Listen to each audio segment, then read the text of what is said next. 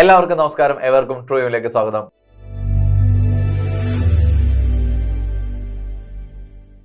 നമ്മളിന്ന് വരുന്നത് 10th plus ലെവലിൽ പറയുന്ന ഉദ്യോഗാർത്ഥികൾക്ക് വേണ്ടിയിട്ടുള്ള ഒരു 1000 ചോദ്യങ്ങൾ ഉൾപ്പെടുന്ന ഒരു സീരീസിലേക്കാണ് പോകുന്നത്. എസ്പെഷ്യലി PYQ ബേസ്ഡ് സീരീസിലേക്കാണ് നമ്മൾ പോകുന്നത്. സോ ഇന്ന് നമ്മൾ നോക്കുന്നത് കോൺസ്റ്റിറ്റ്യൂഷനുമായിട്ട് ബന്ധപ്പെട്ട സീരീസ് ആണ്. അതിൽ തന്നെ ഒരു പ്രധാനപ്പെട്ട ഒരു മുൻകാല ചോദ്യ പേപ്പറിൽ നിന്നുള്ള 10 ചോദ്യങ്ങളാണ് ചോദിച്ചിരിക്കുന്നത്. അതിൽ തന്നെ ഏറ്റവും സീരിയസ് ആയിട്ടുള്ള അല്ലെങ്കിൽ ഏറ്റവും റീസെന്റ് ആയിട്ട് നടക്കുന്ന എക്സാമിനേഷനിൽ നിന്നുള്ള ചോദ്യങ്ങളാണ് നമ്മൾ പിക്ക് ചെയ്തിരിക്കുന്നത്. അപ്പോൾ അതുകൊണ്ട് തന്നെ ഈ ചോദ്യ പേപ്പറുകളുടെ സീരിയസ് നമ്പർ നിങ്ങൾക്ക് ക്വസ്റ്റ്യൻ പേപ്പറിൽ കാണാൻ സാധിക്കും. സോ ഓരോ സബ്ജക്റ്റുകളുടെയും ഓരോരോ സീരീസുകളായിട്ട് വരും ദിവസങ്ങളിൽ നിങ്ങൾക്ക് ക്ലാസ്സുകൾ വരുന്നുണ്ടായിരിക്കും. അപ്പോൾ തീർച്ചയായും എല്ലാ വീഡിയോകളും കാണാൻ ശ്രമിക്കുക. അങ്ങനെയാണെങ്കിൽ കോൺസ്റ്റിറ്റ്യൂഷന്റെ ഫസ്റ്റ് ക്ലാസ്സിലേക്ക് നമുക്ക് പോകാം. ദിസ് വൺ ഈസ് 172/25 ആണ് ക്വസ്റ്റ്യൻ പേപ്പർ കോഡ്. മതപരമായ ആചാരങ്ങൾ തീരുമാനിക്കുവാൻ ഉള്ള അവകാശം അതാത് മതങ്ങൾക്ക് നൽകുന്ന അനുച്ഛേദം ഏതെന്നാണ് ചോദിക്കുന്നത്. 25, 26, 27, 28. ഇന്ത്യൻ ഭരണഘടനാ പ്രകാരം മതസ്വാതന്ത്ര്യത്തിനുള്ള അവകാശങ്ങൾ 25 മുതൽ 28 വരെയാണെന്നറിയാം. അതിൽ 26 പ്രകാരമാണ് മതങ്ങൾക്ക് മതപരമായ ആചാരങ്ങൾ തീരുമാനിക്കുവാനുള്ള അവകാശം നൽകുന്നത്. എന്തുകൊണ്ട് 25 ആകുന്നില്ല, എന്തുകൊണ്ട് 26 ഉത്തരമാകുന്നു എന്ന് ചോദിച്ചാൽ 25 പ്രകാരം ഒരു വ്യക്തിക്ക് മതസ്വാതന്ത്ര്യത്തിനുള്ള അവകാശങ്ങളാണ് കിട്ടുന്നത്. ഒരു വ്യക്തിക്ക് മതം ആചരിക്കാനും മതം വിശ്വസിക്കാനും മതം പ്രചരിപ്പിക്കാനും ഒക്കെയുള്ള അവകാശങ്ങൾ കിട്ടുന്നത് 25ലൂടെയാണെങ്കിൽ ഒരു മതത്തിന് അല്ലെങ്കിൽ മതവിഭാഗത്തിന് മതപരമായ കാര്യങ്ങൾ ചെയ്യാനുള്ള അവകാശം കിട്ടുന്നത് 26ലൂടെയാണ്. അതുകൊണ്ട് ഈ ചോദ്യത്തിന്റെ ആൻസർ വരുന്നത് 26 ആണ്. വ്യക്തമായിട്ട് മനസ്സിലാക്കണം, മതവിഭാഗത്തിന് മതപരമായ കാര്യങ്ങൾ ചെയ്യാനുള്ള അവകാശം കിട്ടുന്നത് 26ലൂടെ. പക്ഷെ ഒരു വ്യക്തിക്ക് മതപരമായ ആചാരങ്ങൾ ചെയ്യാനുള്ള അധികാരം കിട്ടുന്നത് 25ലൂടെയാണ്. 25ലൂടെയാണ്. വ്യത്യാസമുണ്ട്, ക്ലാരിറ്റി വരുത്തണം. സോ ഈ ക്വസ്റ്റ്യൻ ആൻസർ ഓപ്ഷൻ ബി 26. അടുത്ത ചോദ്യം കോഡ് 172/25 തന്നെയാണ്. പ്രൊറഗേഷൻ എന്നതുകൊണ്ട് ഉദ്ദേശിക്കുന്നത് എന്ത്? ഒരു സിറ്റിംഗ് അവസാനിക്കുന്നു, ഒരു ലോകസഭയെ പിരിച്ചുവിടുന്നു, ഒരു സെഷൻ അവസാനിക്കുന്നു, ഇവയൊന്നുമല്ല എന്നാണ് പറയുന്നത്. നമുക്കറിയേണ്ടത് ഇവിടെ ആൻസർ എന്ന് പറയുന്നത് ഒരു സെഷൻ അവസാനിക്കുന്നതിന് പറയുന്ന പേരാണ് പ്രൊറഗേഷൻ എന്ന് പറയുന്നത്.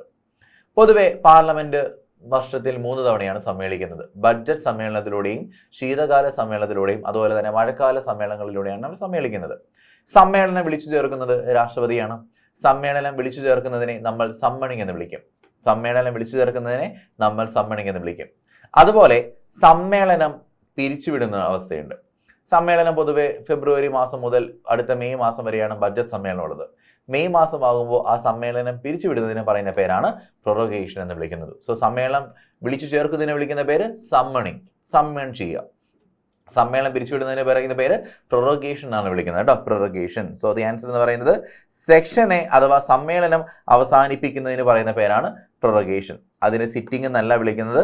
ലോകസഭയെ പിരിച്ചുവിടുന്നതിന് പറയുന്ന പേര് ഡിസൊല്യൂഷൻ അഥവാ പിരിച്ചുവിടുക എന്ന് പറയും. ഡിസൊല്യൂഷൻ എന്ന് പറയുന്ന വാക്കാണ് അവിടെ ഉപയോഗിക്കുന്നത്. സോ ഈ ക്വസ്റ്റ്യൻ ആൻസർ എന്ന് പറയുന്നത് ഓപ്ഷൻ സി ആണ്.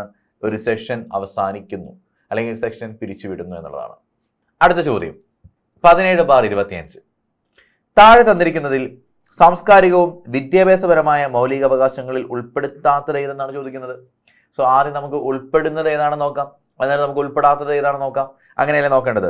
വിദ്യാഭ്യാസത്തിനുള്ള അവകാശം സാംസ്കാരികപരമായും വിദ്യാഭ്യാസപരമായ മൗലികാവകാശമാണോ? അല്ല.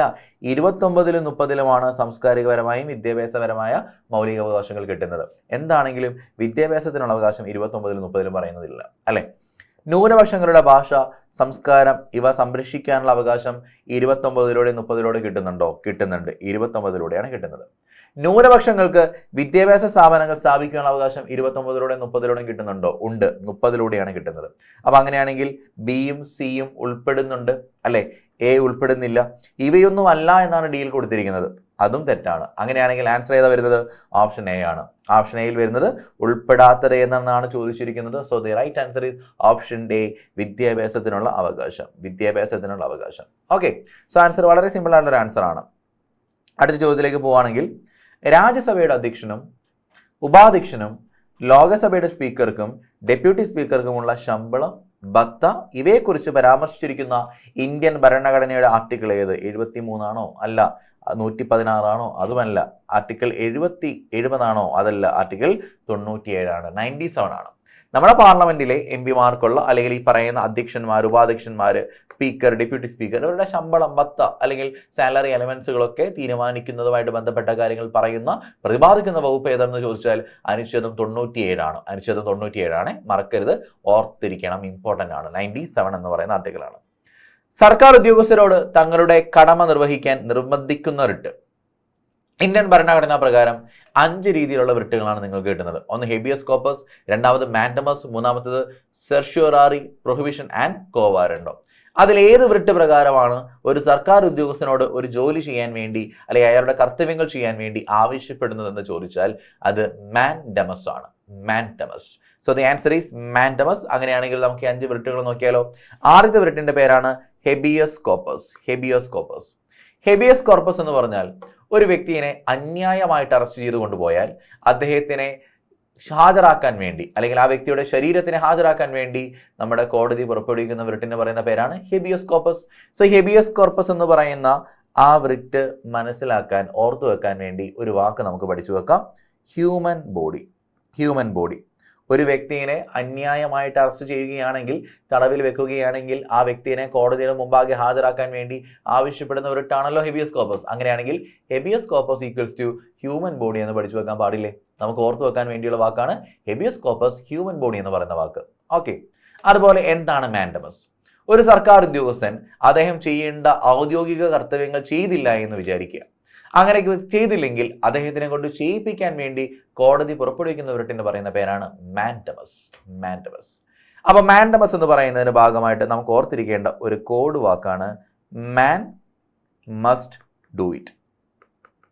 ആ വ്യക്തിയോട് പറയാണ്, ആ സർക്കാർ ഉദ്യോഗസ്ഥന് പറയാണ്, മാൻ നിങ്ങൾ അത് ചെയ്തിരിക്കണം. മാൻ മസ്റ്റ് ഡു ഇറ്റ് എന്നല്ലേ പറയുന്നത്. നിങ്ങൾ ചെയ്യുന്നില്ല, അങ്ങനെയാണെങ്കിൽ നിങ്ങളോട് ചെയ്യാൻ വേണ്ടി പറയുകയാണ് മാൻ മസ്റ്റ് ഡു ഇറ്റ്. അങ്ങനെയാണെങ്കിൽ mandamus, man must do it ഓർത്തു വെക്കാനുള്ള വാക്കാണ്. ഇനി അടുത്തത് പ്രൊഹിബിഷൻ എന്ന് പറയുന്ന വാക്കാണ് അല്ലെ. പ്രൊഹിബിഷൻ. ഒരു കീഴ്ക്കോടതികൾ അവരുടെ അധികാരപരിധി ലംഘിച്ചുകൊണ്ട് പ്രവർത്തിക്കുകയാണെങ്കിൽ ആ അധികാരപരിധി ലംഘിച്ചത് പ്രവർത്തനം നിർത്തിവെക്കാൻ വേണ്ടി ആവശ്യപ്പെടുന്ന റിട്ടിന് പറയുന്ന പേരാണ് മാൻഡമസ്. സോ ഒരു മേൽക്കോടതി കീഴ്ക്കോടതിയോട് അധികാരപരിധി ലംഘിച്ചു കഴിഞ്ഞാൽ നിങ്ങൾ ചെയ്യുന്ന പ്രവർത്തനങ്ങൾ നിർത്തിവെക്കാൻ വേണ്ടി ആവശ്യപ്പെടുന്നതാണ് പ്രൊഹിബിഷൻ. സോ പ്രൊഹിബിഷനുമായിട്ട് ബന്ധപ്പെട്ട വാക്ക് വേറെ ഒന്നുമല്ല, പ്രൊഹിബിറ്റ് തന്നെയാണ്. നമുക്കറിയേണ്ട വാക്ക് പ്രൊഹിബിഷൻ, പ്രൊഹിബിറ്റ് തന്നെയാണ്. വേറെ വാക്കുകളൊന്നുമില്ല. നിർത്താൻ വേണ്ടി പറയുകയാണ്, തടഞ്ഞു നിർത്തുകയാണ് പ്രൊഹിബിഷനോട് ചെയ്യുന്നത്. അടുത്തത് സെർഷ്യോറാറി. ഒരു മേൽക്കോടതി കീഴ്ക്കോടതിയോട് ആവശ്യപ്പെടുന്ന കാര്യമാണ് സെർഷ്യോറാറി. കീഴ്ക്കോടതികൾ അധികാരപരിധി ലംഘിച്ചുകൊണ്ട് കേസുകൾ വാദിക്കുകയും കേസിന്റെ ഉത്തരവ് പ്രഖ്യാപിച്ചു, കേസിന്റെ ശിക്ഷ വിധിക്കുകയും അതിന്റെ അടിസ്ഥാനത്തിൽ മേൽക്കോടതി ഇത്തരത്തിൽ പ്രഖ്യാപിക്കുകയാണ്, നിങ്ങളുടെ ഉത്തരവുകൾ റദ്ദാക്കുകയും ഈ കീഴ്ക്കോടതിയിലിരിക്കുന്ന കേസുകൾ മേൽക്കോടതിയിലേക്ക് കൈമാറാൻ വേണ്ടി ആവശ്യപ്പെടുന്ന റിട്ടിന് പറയുന്ന പേരാണ് സെർഷ്യോറാറി. സോ പ്രൊഹിബിഷനിൽ അവർ അധികാരപരിധി ലംഘിച്ചു, കേസുകൾ എടുത്തു, ആ പ്രവർത്തനങ്ങൾ നിർത്തിവെക്കാൻ പറഞ്ഞു. ഇവിടെ സെർഷ്യോറാറിയിൽ അവർ അധികാരപരിധി ലംഘിക്കുക മാത്രമല്ല, അവർ കേസിന്റെ ശിക്ഷാവിധി പറയുകയും ചെയ്തു. ആ വിധി റദ്ദാക്കുകയും ആ കേസ് മേൽക്കോടതിയിലേക്ക് കൈമാറ്റം ചെയ്യാൻ വേണ്ടി ആവശ്യപ്പെടുകയാണ് സെർഷ്യോറാറിയിലൂടെ. സോ മേൽക്കോടതിയിലേക്ക് കൈമാറ്റം ചെയ്യാൻ പറഞ്ഞാൽ ട്രാൻസ്ഫർ ചെയ്യുക എന്നല്ല ഉദ്ദേശിക്കുന്നത്. So certiorari equal to transfer. Certiorari, transfer same sounding വാക്കുകളല്ലേ. സെർഷ്യോററി, ട്രാൻസ്ഫർ, സെർഷ്യോററി, ട്രാൻസ്ഫർ അങ്ങനെ പഠിച്ചു വെക്കുക. ഓക്കെ. അതുപോലെ തന്നെ അടുത്ത റിട്ടിന് പറയുന്ന പേരാണ് കോ വാറണ്ടോ. ഒരു വ്യക്തിയെ നമ്മുടെ പബ്ലിക് ഓഫീസിലേക്ക് അല്ലെങ്കിൽ ഔദ്യോഗികപരമായ സർക്കാർ ഓഫീസുകളിലേക്ക് അനധികൃതപരമായി നിയമിക്കപ്പെടുകയാണെങ്കിൽ ആ നിയമനത്തിൽ നിന്ന് അല്ലെങ്കിൽ ആ പദവിയിൽ നിന്ന് അദ്ദേഹത്തിനെ പുറത്താക്കാൻ വേണ്ടി കോടതി ആവശ്യപ്പെടുന്ന ഒരു കാര്യമാണ് കോ വാറണ്ടോ. എന്തടിസ്ഥാനത്തിലാണ് താങ്കൾ നിയമിച്ചിരിക്കുന്നത് എന്നല്ലേ കോടതി ചോദിക്കുന്നത് അല്ലെ.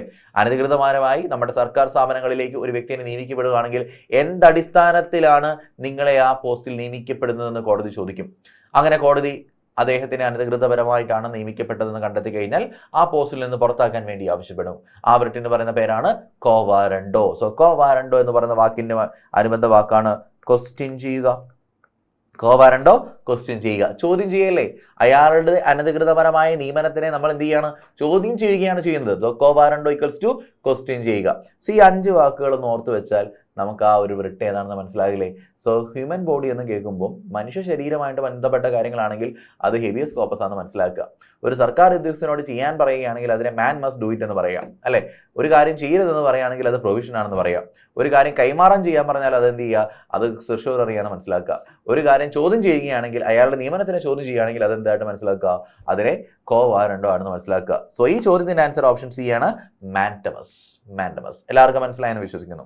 അടുത്തതായിട്ട് ഏതാണ് ശരിയായത് എന്നാണ് ചോദിക്കുന്നത് മൗലികാവകാശങ്ങളുമായിട്ട് ബന്ധപ്പെട്ട്. ഇന്ത്യൻ പ്രസിഡന്റ് 352 വകുപ്പ് അനുസരിച്ച് ദേശീയ അടിയന്തരാവസ്ഥ പ്രഖ്യാപിച്ചാൽ 19 വകുപ്പ് പ്രകാരമുള്ള മൗലികാവകാശങ്ങൾ മരവിപ്പിക്കപ്പെടുന്നു. ശരിയാണ്, അത് റദ്ദാക്കപ്പെടുന്നുണ്ട്. അതുകൊണ്ട് ആ സ്റ്റേറ്റ്മെന്റ് ശരിയാണ്. ഫസ്റ്റ് സ്റ്റേറ്റ്മെന്റ് ശരി. മൗലികാവകാശങ്ങൾ ന്യായവാദ അർഹങ്ങളാണ്. മൗലികാവകാശങ്ങൾ ന്യായവാദത്തിന് അർഹമാണോ? മൗലികാവകാശങ്ങൾ ലംഘിച്ചു കഴിഞ്ഞാൽ കോടതിയിൽ പോകാൻ പറ്റുമോ? തീർച്ചയായിട്ടും പോകാൻ പറ്റും. സുപ്രീം കോടതിയിലും പോകാം, ഹൈക്കോടതിയിലും പോകാം. 32 പ്രകാരമാണ് സുപ്രീം കോടതിയിൽ പോകുന്നതെങ്കിൽ 226 പ്രകാരമാണ് ഹൈക്കോടതിയിൽ പോകാൻ സാധിക്കുന്നത്. ആ സ്റ്റേറ്റ്മെന്റ് ശരിയാണ്. 2002 86 ഭരണഘടനാ ഭേദഗതിയിലൂടെയാണ് വിദ്യാഭ്യാസത്തിനുള്ള അവകാശം മൗലിക അവകാശങ്ങളുടെ പട്ടികയിൽ ഉൾപ്പെടുത്തിയത്. അതും ശരി തന്നെയാണ് അല്ലെ. 86ാമത്തെ ഭേദഗതി 2002 21A എന്ന് പറയുന്ന അനുച്ഛേദത്തിലൂടെ വിദ്യാഭ്യാസ അവകാശങ്ങളെ മൗലിക അവകാശമാക്കിയിരിക്കുന്നത്. ആ സ്റ്റേറ്റ്മെന്റ് ശരിയാണ്. ഭരണഘടനയുടെ 21ാം വകുപ്പിൽ അഭിപ്രായ സ്വാതന്ത്ര്യത്തെക്കുറിച്ച് പ്രതിപാദിക്കുന്നു. ഭരണഘടനയുടെ 21ാം വകുപ്പിൽ അഭിപ്രായ സ്വാതന്ത്ര്യത്തെക്കുറിച്ച് പ്രതിപാദിക്കുന്നുണ്ടോ? ഇല്ല. ജീവിക്കാനും വ്യക്തി സ്വാതന്ത്ര്യത്തിനുള്ള അവകാശങ്ങളെ കുറിച്ചാണ് 21ൽ പറയുന്നത്. മറുവശത്ത് 19ാമത്തെ അനുച്ഛേദത്തിൽ 19 ക്ലോസ് 1 ക്ലോസ് എന്ന് പറയുന്ന സബ് ക്ലോസിലാണ് നിങ്ങൾക്ക് അഭിപ്രായ സ്വാതന്ത്ര്യം ഉണ്ടെന്ന് പറയുന്നത്. അങ്ങനെയാണെങ്കിൽ 4ാമത്തെ സ്റ്റേറ്റ്മെന്റ് തെറ്റാണ് അല്ലെ. സോ ആൻസർ ഏതാണ്? 1, 2, 3 മാത്രമാണ് ശരിയായ പ്രസ്താവന. 1, 2, 3. ഓപ്ഷൻ ഡി ആണ് ഈ ചോദ്യത്തിന്റെ റൈറ്റ് ആൻസർ. എല്ലാവർക്കും കിട്ടിയെന്ന് വിശ്വസിക്കുന്നു. അങ്ങനെയാണെങ്കിൽ അടുത്ത ക്വസ്റ്റ്യൻ പേപ്പറിലേക്ക് പോവാം. 145/25 ആണ്.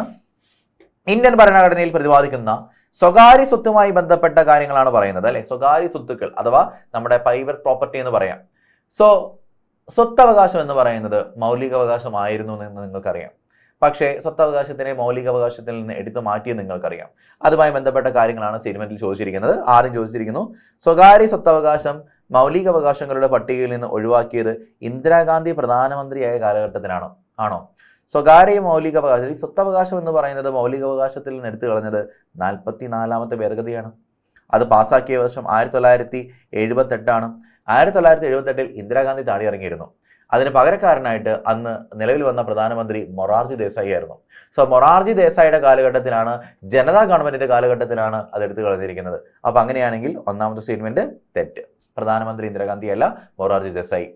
രണ്ടാമത് 1978 44ാമത്തെ ഭരണഘടനാ ഭേദഗതിയിലൂടെയാണ് സ്വത്തവകാശം മൗലികാവകാശ പട്ടികയിൽ നിന്ന് നീക്കം ചെയ്തിരിക്കുന്നത്. ശരിയാണ്, ആ സ്റ്റേറ്റ്മെന്റ് ശരിയാണ്.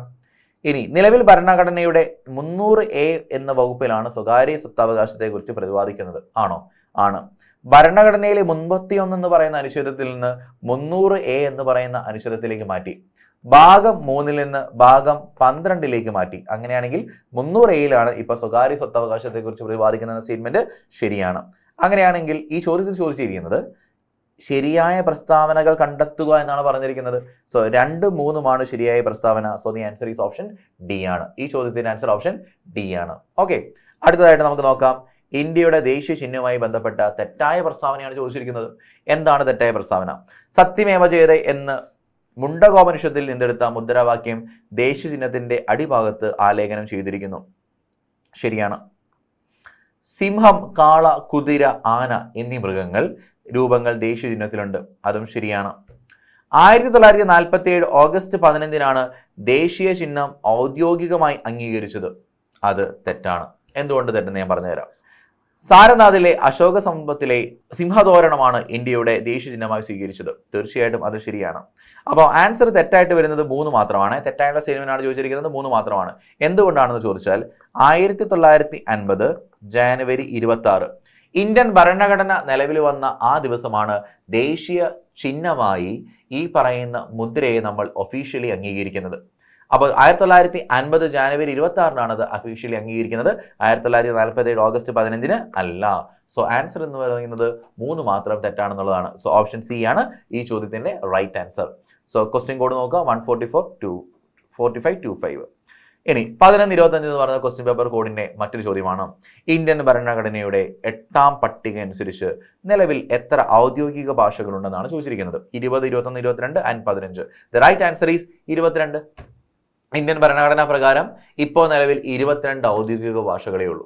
പക്ഷേ ഭരണഘടന നിലവിൽ വരുന്ന സമയത്ത് 14 ഔദ്യോഗിക ഭാഷകൾ ഉണ്ടായിരുന്നു. ഇപ്പം അതിൻ്റെ എണ്ണം കൂടി 22 ഔദ്യോഗിക ഭാഷകളായി.